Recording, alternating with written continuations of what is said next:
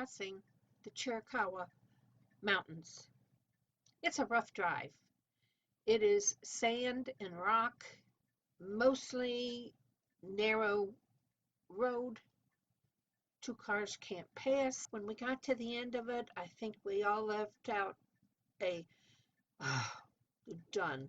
And right about then, we heard the flap, flap, flap, flap. Oh, crap.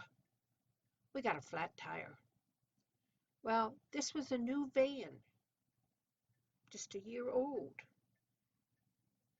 And we knew how to change the tire, but we didn't ever do that before we started out. That's a mistake. So we get everything out and start working on it. Well, lo and behold, the wheels that are on the car are a different size than the tire they gave us.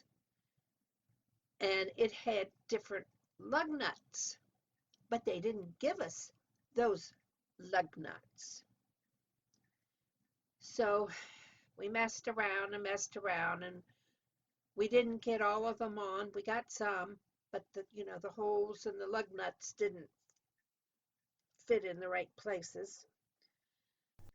So we, as you can tell from the tire, we got it off, got this new tire put on, and we decided that we would go down to the nearest town and get a new tire because, of course, we ripped the sidewalls.